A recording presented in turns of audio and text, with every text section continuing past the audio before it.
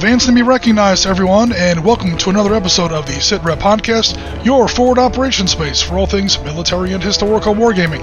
I am your host, Oriskany Jim, and today we're back for some Modern's tabletop action with a game of 7 Days to the River Rhine by Great Escape Games.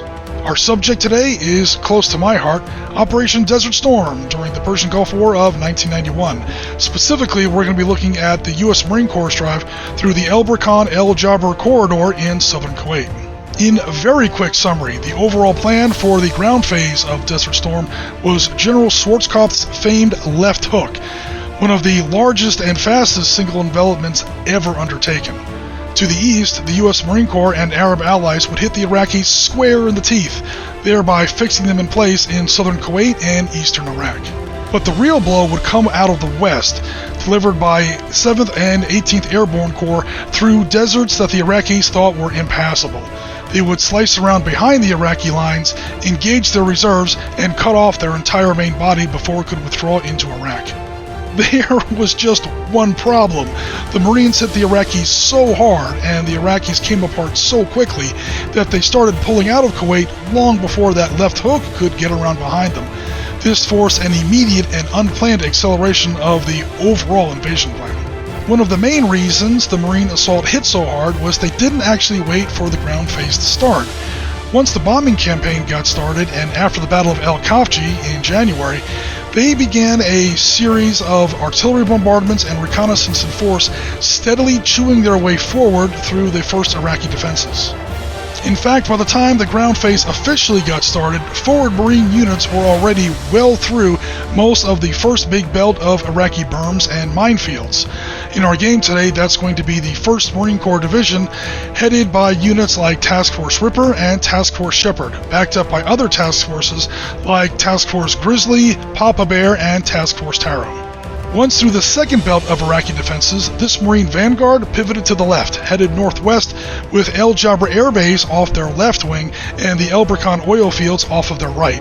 This is where they were hit by a disorganized and somewhat half-hearted Iraqi counterattack made up of elements of the 5th Iraqi Mechanized Division and the 3rd Armored Division.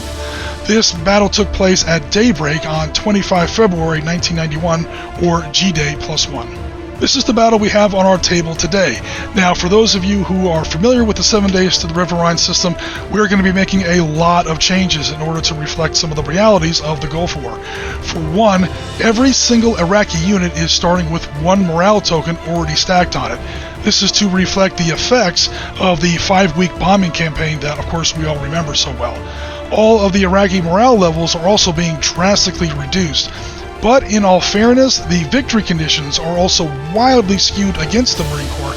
This is an effort to make what was historically a terribly unfair battle into what we hope will be a fun and fair wargaming experience. We're also allowing all units to fire twice in an activation where they're not moving. This isn't, of course, the 7 Days to the River Rhine normal, but we're trying to reflect the sheer amount of firepower that was released during the Gulf War. This is also a very, very big scenario. We're trying to make it a little bit more killy in order to hustle along the turn sequence a little bit. So we have Glenn playing the U.S. Marines, and then we have John, who was actually there, part of Task Force Taro, playing the Iraqis, interestingly enough. So how about we head over to the footage and we see how the Marines do in our recreation of Operation Desert Storm. Okay, so here's our map for today's game. It's 8 feet by 6 feet, presented in 15mm. Clearly we see the El Jabr Air Base, with the first hint of the El Jabr oil fields up there at the top of your screen. Obviously the map is a little compressed. We just wanted to get a hint of some of these elements on our table. We see the Marines here in the southern part of the board. You'll see where they'll be heading mostly to the north, a little bit to the northwest. And of course, waiting for them are some Iraqis. So as we zoom in on some of the Iraqi armor, you're going to see that each of their vehicles and also their infantry units already have one of these white poker checks underneath them. These are the morale tokens that I mentioned earlier in the video. Every Iraqi unit has one morale token already assessed against it. Here we have some T-62, some of them in semi-fortified positions. And here we have some Chinese-made Type 59 2s. These are ironically some of the most dangerous tanks on the board because that little tube you see on top of the gun barrel, they actually have the beginnings of a somewhat primitive laser rangefinder, so watch out for those. So taking a quick look at the Marine Force, we have Humvees with tows, Humvees with 50 cals, Mark 19 grenade launchers, LAVs all over the place. We have AAV P7s, amphibious personnel carriers, LAVs with mortars. We also have this M60A1 with the ERA reactive armor panels. Here on this wing, we've got more LAVs, more tanks, more AAVs. We also have that little ambulance you see over there. He's going to be able to help with some of the morale tokens that the Marines take as they make their advance and start taking Iraqi fire. So the Marines have quite a force, but as you can see, they've got quite a road to travel. Okay, so the Marine mission is a steep one. They have to get their entire force clear across the length of the table, all the way from the south end there, clear off the northern end of the table by the end of turn 5. Any unit that doesn't make it is considered destroyed for Iraqi victory point purposes. Speaking of which, the Iraqis will need to get 5 scenario victory points, 3 for any Marine tank or aircraft destroyed, 1 for any other unit. So as you can see, the victory conditions are heavily stacked against the Marine Corps.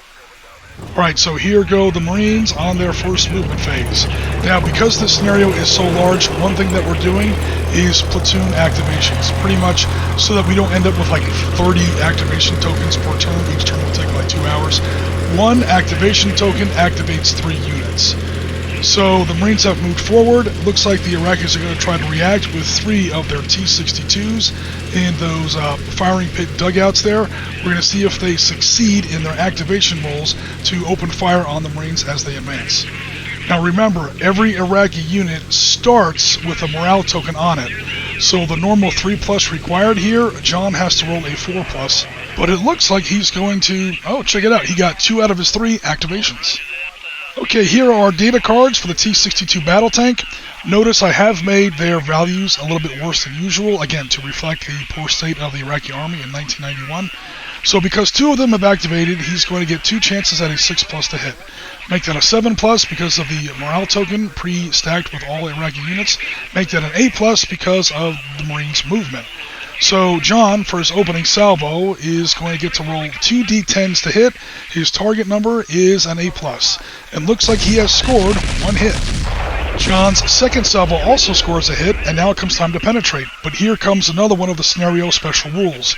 All Iraqi tanks are firing H-class ammunition, so John has to roll 2 rolls for penetration and take the worst result.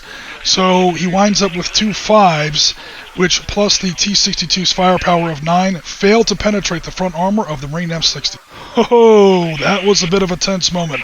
The Marines took 2 hits right off the bat. They did survive, but they do have 2 morale tokens stacked on them. The Marines are going to return fire with his other M60 here. Notice he is moving, however, so he'll only get 1 shot this turn. Alright, however, Glenn rolls a 7, and that does register as a hit even with the +2 difficulty because the tank that Glenn is shooting at is protected by this little improved position here. Okay, now it's time to penetrate. The Marines have a firepower of 11 on their tanks. They have to defeat the 14 frontal armor on the T-62. Glenn rolls another 7. There we go. That will count as a 7 plus 11 is 18, easily defeating the 14 frontal armor of the T-62. So, long story short, take your first shot. The first Iraqi tank is now hit and on fire. There's our little burn counter. There we go. Okay, these Marine LAVs are driving forward, triggering some possible reaction tank fire from this platoon of T-55s we see over here. Now, this T-55 in the front can already see, so he'll take his 2 shots. These 2 are going to have to maneuver first. Alright, so the T-55 that's already in position is going to shoot twice. Again, we're allowing all units that don't move to fire twice in this scenario. His target number starts at a 6, goes to a 7 because of his morale token, goes to an 8 because of the Marine movement. And with 2 3s, there are going to be 2 misses. Now to complete this activation, we're going to go ahead and move those other 2 T-55s. Okay, like I said, the rest of this T-55 platoon is now on the move. John is moving forward with his first one. He'll probably get 1 shot with that tank because, again, he did move this activation. Here comes the second one. Looks like he'll be taking a little bit of cover behind that wrecked helicopter there. Alright, now this guy is going to get his one shot. His target number goes up to a 9 because on top of all of his other penalties, now he's moving as well, and he doesn't have a stabilized gun. So it's a 9+ for him to hit with a D10. That's another miss. Glenn continues to activate more of his units. This time he selected one of his AAV-7s and 2 Humvees. That will trigger some possible reaction from this Iraqi infantry and their 2 supporting BTR-60s. So John starts making his activation rolls. Again, +1 difficulty because all of his units are carrying a morale token from the beginning of the game. But with 3 successes, wow, holy crap, looks like these Iraqis have actually had their coffee this morning. Alright, John has scored some hits. We're going to see if he can penetrate. He just barely missed with some damaging rolls there. Okay, let me catch everybody up on what happened. This Iraqi BTR-60 here opened fire with his 14.5mm machine gun, trying to pop some holes in that AAV. Now, in our cards, we do give these really big machine guns, like 14.5mm, a very small armor-piercing value, so they can pop holes in APCs and Humvees and things like that. However, he did miss his penetration twice, so the AAV is still there, but he does have 2 morale tokens on him. Alright, now we've got some RPG fire coming off of that rooftop down on that LAV that has come a little too close. Alright, so the roll there was a 6 to hit with the RPG, so that would be a hit, except again, he's got that morale token on him, as we see there, that little white poker check, and again, the LAV is moving, so his target to hit was actually an 8. Long story short, take your second shot, the RPG has missed that forward LAV. These 2 follow-up Humvees behind the AAV are going to open fire with their 50 caliber machine guns against the Iraqi RPG squad that tried to hit that LAV. Right, so they're 2 50 caliber machine guns. We're going to count that as infantry moving because the Marine Corps vehicles are moving. So that's going to be 2 D10s because there are 2 vehicles that are firing. So Glenn rolls his 2 D10s off camera. He does end up with 2 hits. Now he tries to convert those 2 hits. They need a 5 or 6 on a D6 because the Iraqis are in buildings, and he converts one of them. So that's going to be 3 additional morale tokens assessed against that Iraqi infantry squad there in that building. And believe it or not, that destroys that Iraqi unit. The Marines aren't that good, the Iraqis are just that bad. Remember, every Iraqi unit starts off with 1 morale token already assessed against it, and Glenn has just inflicted 3 more with his hits and that 1 successful conversion. So I apologize, there should be 4 white tokens there, but with 4 morale tokens inflicted against it, that exceeds the Iraqis' adjusted morale of 3, and that unit is now surrendering. Glenn is now moving forward with some of his support assets, another LAV, another Humvee, and that ambulance vehicle you see there. Unfortunately, some of these Type 59-2s saw that, this whole platoon saw that. They're going to try to react. 2 of them succeeded on their reaction rolls and are going to open fire on the advancing Marines. Alright, so they actually have a 5+ to hit instead of a 6. Again, they do have some rudimentary laser rangefinders, and I think they were upgraded with knockoff L7 British rifles. So, yeah, they're actually some of the most dangerous Iraqi tanks on the table. And one of them has now scored a hit on an LAV. Alright, so this is going to be bloody, this part here. Again, they have a 9 to penetrate, and the LAV has very poor frontal armor. Pretty sure that we have just lost our first Marine unit. You know, he only has to roll once. You only have to roll twice, John, when you're shooting against Marines with reactive armor, which this LAV does not. So we'll take that 5. That 5 easily penetrates the front armor of that LAV, and that LAV is toast. That is 1 victory point for the Iraqis. They're now 20% on the way to victory, and we're going to bail out the infantry that was in that vehicle as well. Another Marine Humvee is coming up with a move and embark order to pick up that command squad that was just blown out of that LAV. Now, I do make a rules mistake here, guys. A unit that survives a bail like that is supposed to be maximum stacked on counters. I only gave him 1. I do apologize for that. But speaking of morale tokens, that ambulance unit is going to use some house rules to try to remove some tokens from some nearby Marine units. So it basically works a little bit like the battle group morale rule, where the ambulance can roll a d6 as part of its activation and remove some morale tokens from a select unit. Glenn has selected to try to help out that forward Marine M60 that was struck earlier in the game. Okay, next, Glenn is going to call in some of his off-board artillery. These are M198 155mm howitzers, most likely from 11th Marine Artillery Regiment. So any Marine unit can call in the artillery mission. There are NCOs and radios and all of these vehicles, so no worries there. He just has to roll a 4+ to see if the guns are available this turn. Because again, 11th Marine Artillery is probably supporting multiple battles ongoing. With a 10, they're definitely available. Now he has to roll a 7+ to hit his aiming point. So he rolls another d10, boom, that's going to be a hit. We can skip the miss mechanics. It affects everything within 4 inches. That's going to be both of those tanks. These are air bursts, by the way, with shrapnel. So it's a 7+ to actually hit the actual vehicles with direct shrapnel. So the first tank is missed with a 3. The second tank is hit with direct airburst shrapnel. That's a 10. That's going to be airburst shrapnel going down into the engine deck and so on. We give it a 3+ firepower penetration value versus the roof armor. And with a 5, I don't think that's going to do it. We see over there to the left where a T-55's roof armor is 10. We count roof and rear armor as 2- whatever the flank armor is. So in this case, it's going to be a 10. A 5 plus a 3 does not beat a 10. So that guy takes a morale token because he was under American artillery fire. So boom, he's got one now. And then this guy here is going to go ahead and get one. And then, because he was under American artillery fire, then he was physically struck by fragments that could have possibly penetrated his armor. And that's going to give him 3, which actually, believe it or not, does cause the tank to bail, because he has now exceeded the drastically reduced morale ratings that we have given all of these Iraqi units. Again, to reflect the realities that we saw in the 1991 Gulf War. John has now reacted with this platoon of T-62s. Notice there are 2 red poker checks there for those 3 tanks. And yeah, one of them has scored a lucky hit that has actually penetrated the reactive armor of the 1st Marine M60. Again, he had to roll penetration twice and use the worst result, almost as if he was using an anti-tank guided weapon. That's because we're assuming the Iraqis are all using relatively poor H-class ammunition. They don't have any sable rounds, they don't have any silver bullets, anything like that. But nevertheless, that is a hit, and 3 more victory points to the Iraqi player. And then right after that, that AAV gets hit, and kapow! The Iraqis have now tied the game. Again, 3 victory points for the Marine tank, 1 for the other 2 vehicles each. That's a total of 5.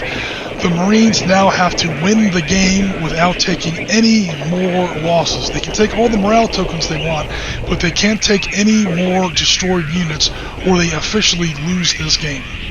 The LAV mortar carrier you see on the right side of your screen there just drops a smoke screen in front of these remaining T-55s.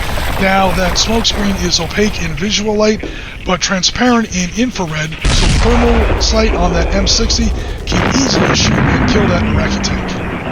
Right now, that same M60 is going to take his second shot. He's going to try and draw a bead on this T-62 way downtown over there. Alright, so cool, he's got a line of sight, he has thermal sights, and he has a reduced target to hit, because again, we have made these Marines to be elite units, so that 4 will barely hit, and that 10 will easily penetrate. So long story short, take your 3rd shot, that T-62 is toast. A quick glamour shot on one of our M60A1s. These are originally Battlefront out of the Ryan Leathernecks box. I then had to kit bash them to convert them into the M60A1 ERAs that we saw in the Gulf War. But he's going to go ahead and try and take a shot on that T-62 in the improved position. With an 8, that is going to be a hit. That improved position gives him a +2 difficulty, but he still manages to hit. But that 1 means that he fails to penetrate. 1 plus the Marine's firepower of 11 is a 12. That does not penetrate the frontal armor of the T-62.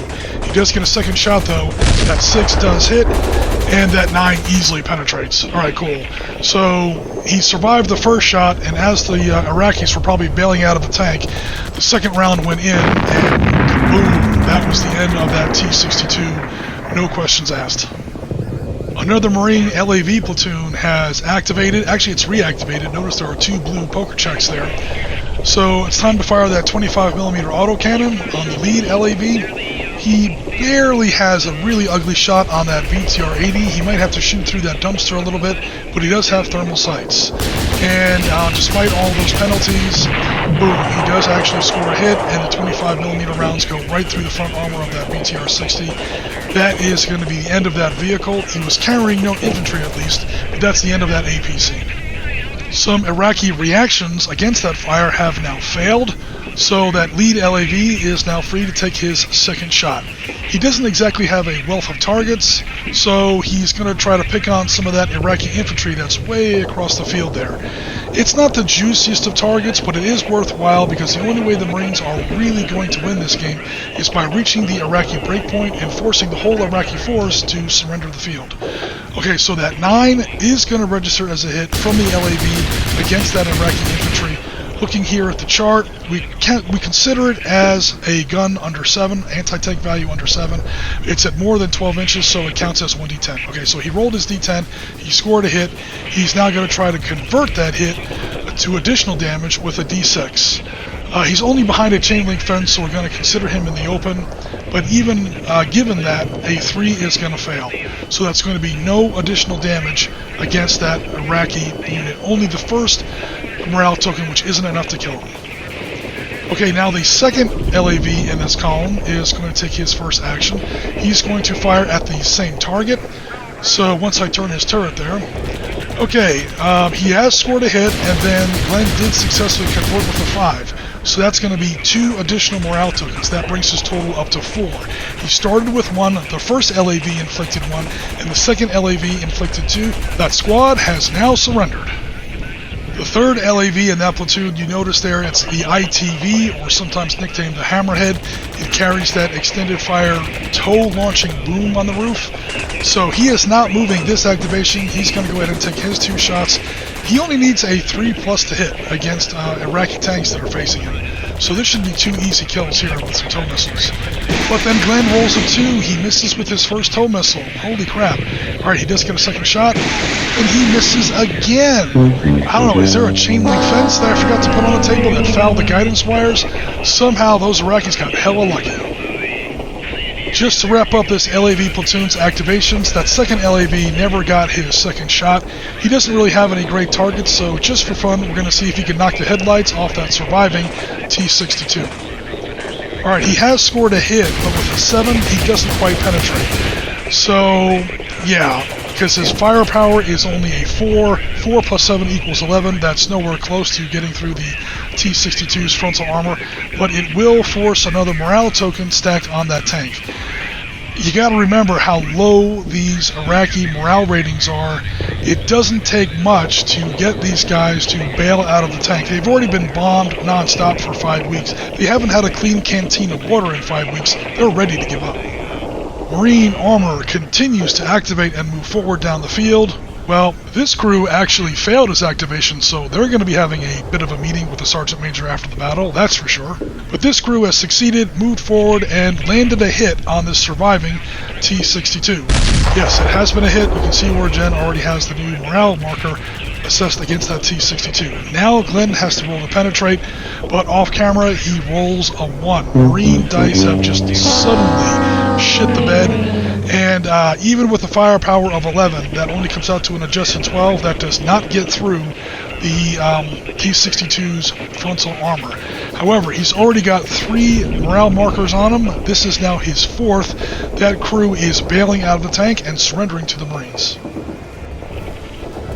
So, there you have it so far, folks. As you can see, the Marines have already taken some significant damage. They can still squeeze out a draw in this game, though, if they can get off the northwest edge of this table after breaking the Iraqi force, which, believe it or not, they are already really close to doing. In Glenn's defense, this is the first time he's even seen the 7 days to the River Rhine system, and honestly, I think he's kind of underestimated the sheer firepower that's available to some of his units. He's also underestimated their speed. This is because he has a lot more activation tokens than he has units, so obviously he's going to be able to activate a lot of his units more than once per turn. In summary, he's got plenty of time, and I made sure to put some high ground and some cover in his setup area. Maybe if he'd taken the first turn to simply fire every gun and missile he had and really damage the Iraqi forces facing him, this would have thinned out the counterfire that he experienced when he began his advance across the table. He's also had some really bad die rolls. I mean, you guys just saw that double miss with the tow missiles fired out of his ITV. That was just a heartbreaker there. But again, the Marines can still steal a draw, so this game isn't even close to over yet. Please come back next to see how this one shakes out. And that's where we're going to leave it for now, folks. Thanks very much for watching. Please like, comment, and subscribe if you enjoyed this content. Please remember to hit that notification bell. Also, please consider joining the Sitrep Podcast Discord. There's an auto-accept invitation link to our Discord in the description of this video. Join our community, see what everybody's up to, and best of all, show us what's happening on your hobby table. But for now, this is Oriskany Jim with the Sitrep Podcast. We are rounds complete for another episode, and as always, Tango Mike for watching.